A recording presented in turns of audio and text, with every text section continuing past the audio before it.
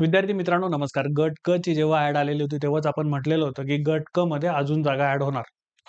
आता तरी दिसतात आहेत की 5,707 जागा आहेत, पण त्यात अजून जागांची भर पडणार. मुख्य परीक्षेच्या आधी आयोग मोठ्या प्रमाणामध्ये परत एकदा जागा ऍड करणार आणि आता त्यात काही हालचाली या वन विभागाकडनं होताना आपल्याला दिसून येत आहेत. तुम्ही बघू शकता एक ईमेलद्वारा एक पत्र आहे जे प्रसार माध्यमांमधून आलेलं आहे आणि बऱ्याच टेलिग्राम चॅनलवरती ते फिरतं देखील आहे. त्यातनंच मी ही माहिती घेतलेली आहे. हे ईमेलद्वारे आहे. तारीख त्याच्यावरती 18/8/26 अशी दिसतीये. वरती महाराष्ट्र शासन महसूल वन विभाग प्रधान मुख्य वन संरक्षक वन बल प्रमुख नागपूर इथलं हे आहे. आणि त्याच्यात म्हटलं काय गेलेलं आहे जरा बघा. प्रति मुख्य वन संरक्षक वनरक्षक महाराष्ट्र राज्य शासकीय कार्यालयातील गट क संवर्गाची पदे सरळ सेवेने महाराष्ट्र लोकसेवा आयोगामार्फत भरण्याबाबत. आता एक तर कन्फर्म आहे, गट ब आणि गट क ची जी पद आहेत, गट अ ते महाराष्ट्र वन सेवा ते पूर्ण वेगळं आहे बरं का. गट ब आणि गट क हे जर पद भरायची असतील तर ती परत एकदा आपल्याकडे असणाऱ्या महाराष्ट्र राज्य लोकसेवा आयोगाच्या गट ब आणि गट क अंतर्गतच जातील. तत्पूर्वी गट क आता फनल मध्ये आहे आणि त्याच्यात जर समजा मागणी पत्र आलं तर आयोग त्याला ह्या गट क मध्ये समाविष्ट करू शकतोय.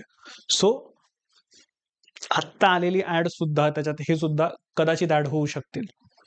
हे आता मागणी पत्र कधीपर्यंत पोहोचतंय आणि आयोग त्याची दखल कसं आणि कधी घेतंय आणि त्याच्यात पदं किती असू शकतील हे कदाचित येता काळच आपल्याला सांगेन. पण जरा याच्यात अजून काय डिटेल्स दिलेले आहेत बघूया. तर याचा संदर्भ सामान्य प्रशासन विभाग अधिसूचना, त्याचा क्रमांक, परत दुसरा सामान्य प्रशासन विभागाचा जे संदर्भ आहे त्याला दिलेला आहे. आता वरील प्रकरणी 4 मे 2026 सांगण्यात आलेलं होतं की महाराष्ट्र राज्य लोकसेवा आयोग विचार विनिमयापासून सूट, दुसरी सुधारणा विधिनियम 2026 सांगण्यात आलेलं होतं की महाराष्ट्र राज्य लोकसेवा आयोग जोडलेल्या अनुसूचीमधील जे क्रमांक आहे 33T यानंतर खालील प्रमाणे नोंदी वाढवण्याबाबत. तर आता यांनी काय म्हटलेलं आहे जरा नीट बघा. सामान्य प्रशासन विभाग शासन निर्णय 5/5/26 अन्वय गट क आता लघुलेखक, उच्च श्रेणी, निम्न श्रेणी, कनिष्ठ अभियंता, वरिष्ठ सांख्यिकीय सहाय्यक, कनिष्ठ सांख्यिकीय सहाय्यक, लेखापाल, यंत्रपाल, त्याच्यानंतर संदेशवाहक, ही जी सर्व पदे आहेत ही नव्याने महाराष्ट्र राज्य लोकसेवा आयोगामार्फत भरण्यात येणार आहेत. सन 2026 करिता लेखापाल, यंत्रपाल या संवर्गाची पदं महाराष्ट्र राज्य लोकसेवा आयोगाकडे पाठवायची असल्याने मागणीपत्र पाठवण्यात आलेलं आहे. दिस इज इंटरेस्टिंग की आयोगाला ते मागणीपत्र आम्ही ऑलरेडी दिलेलं आहे म्हणून.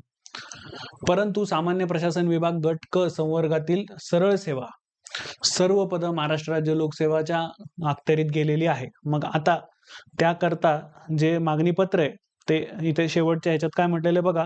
त्यानुसार मागणीपत्र पाठवण्याची कार्यवाही करण्यात यावी ही विनंती आहे.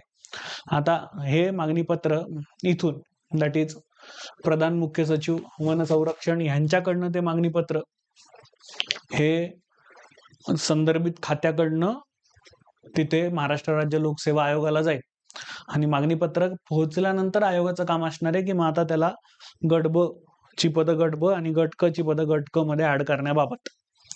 दोस्तांनो, आधी या सर्व सरळ सेवा होत्या ज्याच्यामध्ये आपण बघितलेलं आहे की वन लाइनर क्वेश्चन आणि डिफिकल्टी लेवल ही खूप कमी असायची. बऱ्याच परीक्षांमध्ये तर निगेटिव्ह मार्किंग सुद्धा नव्हती.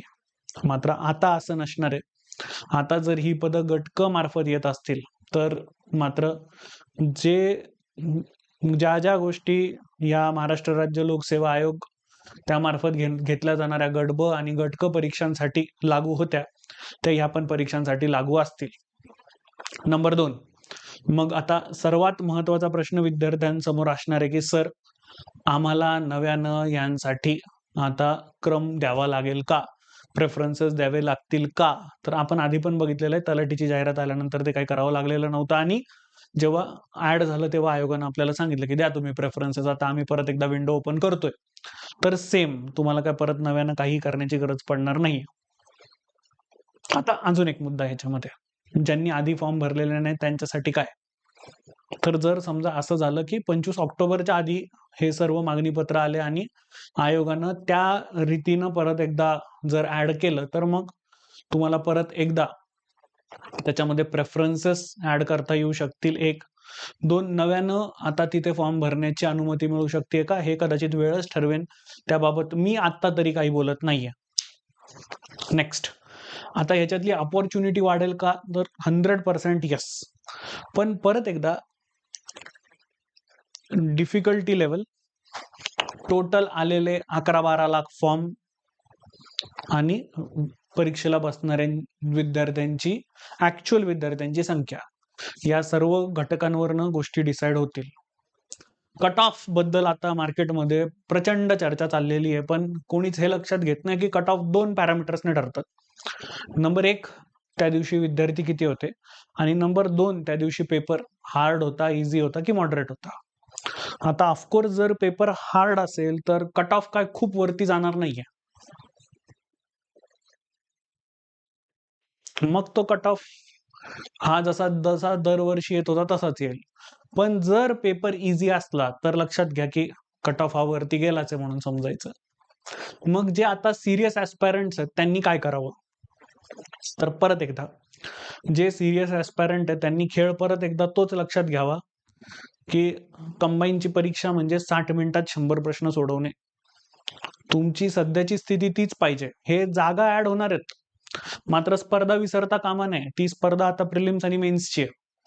आणि हे पण विसरता कामा नये की 25 ऑक्टोबरला पेपर झालं रे झालं की मुख्य लगेच डिसेंबरमध्ये यांनी प्रपोज केलेली आहे. ती होते का याच्यावरती माझा जरा मोठा क्वेश्चन मार्क आहे.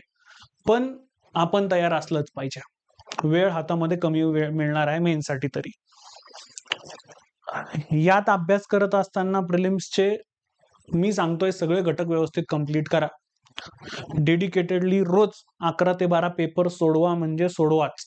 त्याच्यात कोणीच हायगाई करायची नाही. आणि मग 12 ते 1 त्या पेपरचा अनालिसिस करणे खूप महत्वाचा टास्क आहे. ह्याच्यात मार्क काढू नका की इतके चुकले, इतके बरोबर आले, मग फायनल माझे मार्क इतके नाही, ते नका करू. माझा हा प्रश्न का चुकला ह्याच्याकडे वळा. एस्पेशली जे 15 मार्कांचे घटक आहे त्यांच्याकडे तर व्यवस्थित लक्ष द्या. ते तुम्हाला मार्क कमवून देणारे घटक ठरू शकणार आहेत. त्यामुळे त्यांच्याकडे तुमचं पहिला प्रेफरन्स असलाच पाहिजे. ती अनालिसिस खूप जास्त महत्वाचं आहे 12 ते 1 मधलं, की बाबा रे फिजिक्समध्ये ह्या गोष्टीवरती क्वेश्चन आले ते माझे हे चुकले ना, का चुकले. पॉलिटीमध्ये माझा ह्या घटकावरती क्वेश्चन आला तर का चुकला. इकॉनॉमिक्समध्ये ह्या घटकावरती क्वेश्चन आला का चुकला, ते बघणं गरजेचं आहे. तुमच्या टाइम टेबलमध्ये 1 तास किमान रिझर्व्ह ठेवा, तो म्हणजे बुद्धिमत्ता अंकगणितासाठी. दोस्तांनो, आता जे इझी वाटतंय ना तेच तिथे हार्ड आहे. बरेच विद्यार्थी त्याला आपलं तर होऊन जाईल, जर प्रॅक्टिस नसेल तर अवघड आहे. होऊन जाईल मान्य आहे मला, पण मग प्रॅक्टिस लागणार आहे ना त्याला. आणि तिथे वेळ तर तुम्हाला माहिती आहे पुरत नाही तिथे वेळ. ज्या विद्यार्थ्यांनी आधी गट ब ची परीक्षा दिलेली आहे, गट क ची परीक्षा दिली, त्यांना जाऊन एकदा तुम्ही विचारा. तिथं तो घड्याळाचा काटा असा नुसता सरसर सरसर सरसर पळतो. त्यामुळे तो वेळ तिथे पुरवण्यासाठी तुम्ही आज ते एंड पर्यंत तिथे तुम्ही अभ्यास जो तुमचा ठरवलेला आहे तो पार्ट व्यवस्थित करणं आणि तो डेडिकेटेड करणं हे गरजेचं आहे. जे विद्यार्थी आता फ्लाइंग कलर्सने पास झालेत की सर प्रिलिम्सला तुम्ही कधी बसवा, आम्ही पास होतोय, 60-70 मार्क तरी आम्हाला आरामात मिळतात, त्यांची मित्रांनो तुम्हाला मी सांगतोय पद्धत काय. त्यांनी डिसाईड करून ठेवलं की मी कोणता पार्ट आधी घेणार आहे. मी हिस्ट्रीच आधी घेणार, मी पॉलिटिक्स आधी घेणार, मी इकॉनॉमिक्स आधी घेणार, मी जॉग्राफी आधी घेणार. त्यांनी ठरवून ठेवलंय आणि डेडिकेटेडली तोच पार्ट आधी घेऊन ते पटपट पटपट पटपट गोष्टी संपवतात. तसे तुमचे प्रेफरन्सेस सेट झाले का, माझा प्रश्न आहे तुम्हाला सगळ्यांना. तिसरा एक स्लॉट मी तुम्हाला सर्वांना आवर्जून सांगेन की तो ठेवा, म्हणजे ठेवा, तो म्हणजे करंट अफेअर्सचा. जास्त नाही पण 1 तास तरी त्याला डेडिकेटेड द्या. आणि बुद्धिमत्ता अंकगणित त्याच्यात, म्हणजे त्याच्यात हायगाई करूच नका. सगळ्यांनी त्याला नक्कीच वेळ द्या, कारण तो तुम्हाला पार्ट मेन्सला सुद्धा उपयोगी येणार आहे. त्यामुळे ह्या 2-3 गोष्टी तुमच्या टाइम टेबलमध्ये असल्याच पाहिजे. पहिलं म्हणजे 11 ते 12 तुम्ही पेपर सोडवणे, 12 ते 1 तुम्ही त्याचं अनालिसिस करणे, करंट अफेअर्सला 1 तासाचा स्लॉट देणे आणि बुद्धिमत्ता अंकगणिताला 1 तासाचा स्लॉट देणे. हे 4 तास तरी तुमच्या टाइम टेबलमध्ये डेडिकेटेडली असलेच पाहिजे. आता याच्या व्यतिरिक्त अजून तुम्हाला आमच्याकडनं काही हवंय का, जरा खाली एकदा कमेंट करून नक्की आम्हाला कळवा, सो दॅट आम्ही MPSC वालावरती तुम्हा सर्वांसाठी ती गोष्ट घेऊन येऊ. मी इथे थांबतो. Thank you so much. जय हिंद.